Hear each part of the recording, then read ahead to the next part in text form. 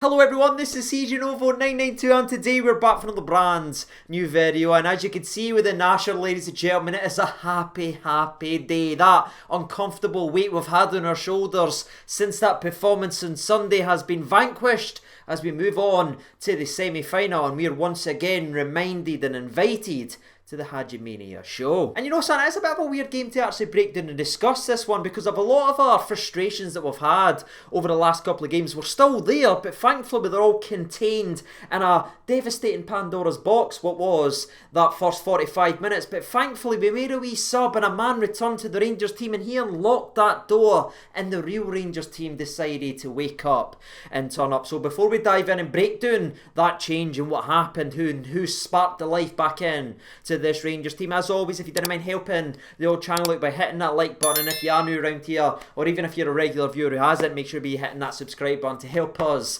on our way. YouTube's now changed their notification system, so smaller channels like myself get slapped out the way for bigger channels, so we're not reaching as many notifications anymore, so any help would be greatly appreciated as that helps us pop up and the old recommendations. Speaking of recommendations, by the way, let's just get on with the actual video and dive right in to the game, because the way this game actually started was very positive, and a lot of that was coming down both fullbacks. Obviously they got rotated, and we are big fans of Bassey on this channel, and we are very big fans of our boy Nathan Patterson. It was Nathan Patterson who really was sparking us early in the game. He had a good first run in the opening minute or two that resulted in a free kick. Now nothing really came of that, but you could see the two fullbacks were looking to make an impression again with the limited time that they're actually given. So let's go into the 6th minute of this game, where the first chance of the match came in. It came the way of Nathan Patterson, as he's so positive. After Lundstrom wins the ball back, not the first time I'm going to be saying that, by the way, he whips the ball out to Patterson. Patterson plays a nice little 1-2 with Alfredo Morelos, so kind of just touches it with the outside of his foot, plays young Patterson in. Patterson is in. We're chancing the goalkeeper, but it's a fantastic save by the keeper to stop a truly phenomenal start for both Patterson and Rangers in this game. But where there was something so familiar about having a chance early in the game and we unfortunately can't take it, the next highlight we need to talk about, bang on the 20th minute, was a carbon copy again of Wednesday, where Connor Goldson genuinely picks out a wonderful long weighted through ball that beats everyone. It drops right where you want it to drop. Scotty Wright is chasing it down, he's keeping his eye on it, but ladies and gentlemen, just like he did versus Motherwell, he can't take advantage of it, where once again Wright gets a chance in a Rangers shirt, but this time he doesn't miscontrol it like he did versus Motherwell. He actually just loses the flight of the ball right at the last second and it bounces away from him. But that was a phenomenal ball from Connor Goldson, and just in case you got bored or anything like that, or you think that's a one-off, Goldilocks decided to step up with another delicious portion of porridge troops, because less than 3 minutes later he was at it again. Brilliant ball to Calvin Bassey, where Bassey beats Scotty Wright. However, as his first touch is brilliant, he brings it down, he cuts inside, he does the goalkeeper. You're thinking, oh my god, Goldson's finally going to get the assist that he deserves, but unfortunately for us all and these grey hairs, Calvin Bassey sends that bad boy up to row Z, to the boy that's eating a pie. Everything we've talked about so far is just another bit of ingredients on out the back of the cupboard that just adds into this nippy bum soup, because we've seen that before. We just had a reminder 3 days ago that when you didn't take your chances versus the part the bus teams, you might not get annoying for a long time, and that kind of lead over to the next 15 minutes, where it started to become a bit of a sideways passing show. There was a lot of to the full back, to the middle, to the full back, to the middle, to the other full back, to an aimless cross. That started to creep in, but Lundstrom again was one of the real positives for me in this game of football, and I know some people didn't like him, but for me, if you take whatever you like or dislike about the lad and you just appreciate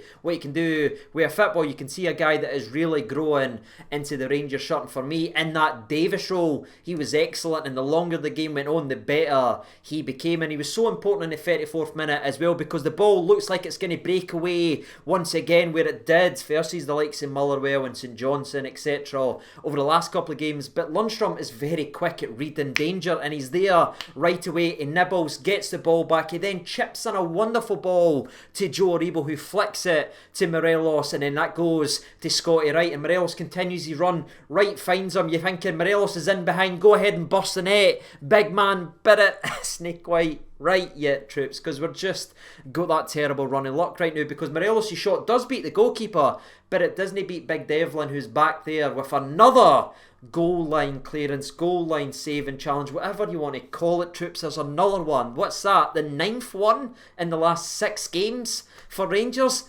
I hate them. I really do. And you know that feeling where as fans we get that kind of, oh, here we go, it's just no fun for us, because that again is brilliant build-up play, but there's no goal. That kind of seeped in almost to the players, because it was almost like they felt, oh, here we go again, man, because the rest of the first half was really, really bad. And I'm being honest with you, there's not one highlight to talk about in the last 12 minutes of that first half, because it just boiled out and completely fizzled out again, and that led us to half-time where we needed an inspiration. We needed Sahan, troops, and we got that from the bench, and we saw it right away. We felt it as fans when we saw it. Right, Scotty Wright, I've got a lot of time for, and I think he's going to be a very good player for Rangers, but there's always the reason why I sit here and say Ryan Kent and Hagi, Ryan Kent, Roof, Hagi. There's a reason I put the laddies in front of them, despite me getting slaughtered in the comments for no rating Wright as good as them. And I think that game showed you, because there's a difference, troop, when you've got the level of quality the likes of Roof and Kent and our boy Hagi's got, because Hagi comes on that part for Scott Wright and within a minute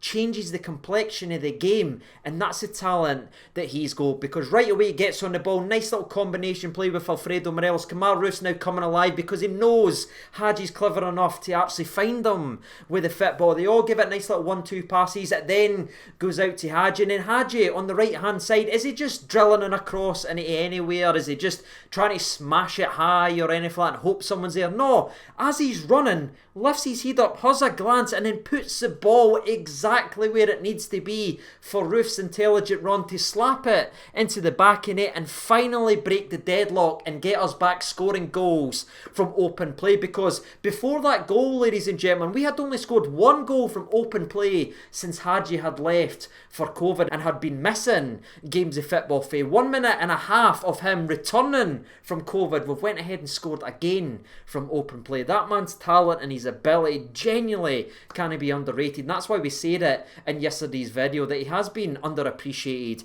by some sections of the Rangers fans that didn't really get him, because he could sometimes take a foul, or he can sometimes misplace a pass, or he shoots and it goes wide, but at least he's trying things, troops, and that X factor is what you need if you want to put the ball in at the back in it. And his introduction, and not only that moment but the rest of the game, sums up just how big of a player Hagi is for us. And right now, troops, he's the only one that's capable of bringing that magic that we need to get us back to who we are, and that's the champions. Gorgeous, absolutely gorgeous for Hagi. We needed a spark, and he went ahead and delivered, and he wasn't just settled with getting the assist and breaking the deadlock, blah, blah, blah, blah, blah, blah. No, less than 2 minutes after that, he then takes in a corner that's well defended by, I think it's Fitzwater or something like that. He gets it cleared, but it drops back to Hagi, and one touch to kill the ball. He then delivers a wonderful cross that Balogun meets, and he's genuinely like that away, and that's 2 chances that Hagi's created within 5 minutes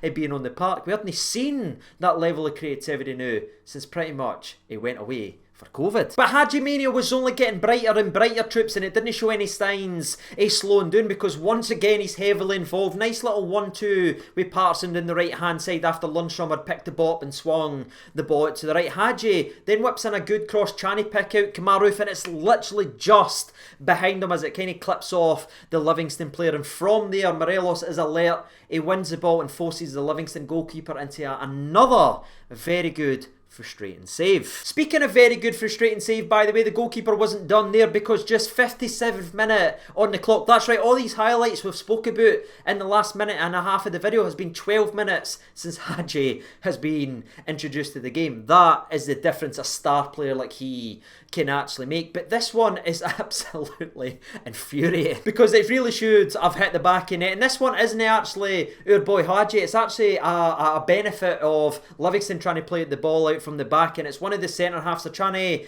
give a very dangerous ball across the box, and I don't know about you, but since I was a wee boy you get told never ever to pass it across your box, but he tries to do it. Morelos sniffs out the danger, and then unselfishly, because he can maybe have a wee shot here because he's in the edge of the box, he's got a defender here, but he's also got the goal here. But he unselfishly picks out kemar, who runs onto it, tries to give the goalkeeper the eyes, but again the goalkeeper is there with a fantastic save to stop this for being 2-0. And it's one of the Ian strips, you're just sitting at the edge of your seat, you're like, come on now man, this could be 4-0 right now, this could be Blake's under blankets for us on, we can all be chilling out. But while it's still at 1-0, given the scar tissue we've had for the weekend, there was always that nerve about the level dropping off, but just one man for the attacking perspective and one man for the middle of the park just straight out refused to allow that to happen. One of them being Lundstrom, winning the ball back all the time, and again Hagi going forward, because this time he comes back, puts in a gorgeous slide challenge, then gets up, beats one,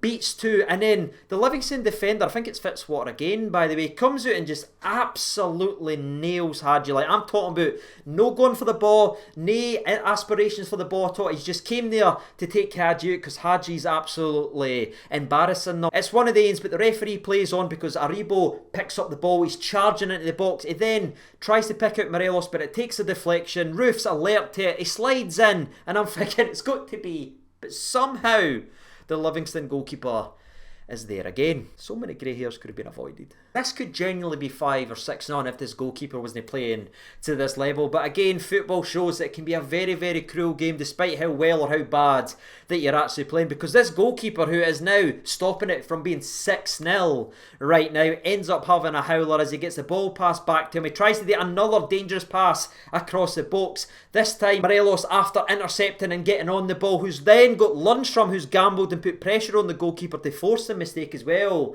By the way, instead of picking the pass out like he did 5 minutes before for Roof, Morelos does a delicious little turn. He kind of just shifts his body, moves the defender, waits for the goalkeeper to set himself, then bursts the back in it. The boys just take the pure piss out the Livingston back line. They're waiting for him to get in the right spot, burst in the net, 2-0, Roof and Morelos have scored. My prediction's up, I'm loving life, and I can thankfully release the tension on the old Danos because it's 2-0 now, and that is game, set and frickin' match. The nearest we actually came to making it 3-0 was in the 75th minute, where Tavernier, who came on for young Patterson, came on, stepped up with a wonderful corner. It meets Connor Goldson, and the goalkeeper has another world-class save, which, I'll be honest with you, I always want to see us run up the score, and I was annoyed when he did save it, but I went, you know what, at least he's went ahead and made another save and rebounded after such a howler, because there'll be people that looks at that game and just maybe watches the highlights and it maybe not show you all the saves, and they'll see the goalkeeper making that error that led to the second goal, say, oh, he played crap, that's how Rangers won. No, he absolutely played at the top level. He made one mistake and Morelos was there to punish him. So shout out to the Livingston goalkeeper, he genuinely stopped it for being a cricket score. But that is it, ladies and gentlemen. I'm going to keep it on the shorter side today. It's a well needed win, and I think the introduction of Hagi is giving me a lot more confidence than maybe the 90 minutes, because for me, again, we only really started playing in the second half when Hagi, but all we needed was a spark. We know we've been waiting on it, and I feel Hagi could be that spark. He's lit us up, and hopefully that rolls on to the weekend and we see more of it. So I'm very, very encouraged by that second half. I'm very encouraged about the impact of Hagi, and I'm just feeling it right now, troops. How are you feeling after that game of football? For me, if you're looking at man of the matches, Hagi has to be up there. I thought Calvin Bassey, I thought Patterson had a good game, I thought Connor Goldson was spectacular, but I'm actually going to go with John Lundstrom. And the reason I do that, right, despite our opening 5-10 minutes where you could see he was trying to maybe settle into the role, maybe being a wee bit more restricted than what he has been over the last couple of years of his career, but when he started to really tune into that position and get us the ball back so quickly, it really reminded me of Ryan Jack when Jacko plays in the middle of the park, with how quickly we turn potential counter-attacks into us getting the ball back and keeping teams penned in. John was literally like a wee collie cutting about, ladies and gentlemen, keeping in the sheep's penned in, and he'd done that all afternoon. So I'm going to give the man some respect, and he's going to be my overall man of the match in the game of football. But what about you? Make sure you let me know down there in the old comment section below. What's your thoughts on the game? Who stood out to you? But as it is so late at night and YouTube's killing small channels with notifications, I know a lot of people won't see this video right now until they fix their settings, but to those who are staying up or who are set to the channel to find this video, you are absolute legends, and I appreciate all the freaking support. But until next time, ladies and gentlemen, that has been a very sleepy Rocky Boy Johnson. I've been TJ over 92. See you at the weekend for the old preview. Take care of yourselves, all the best, and bye bye.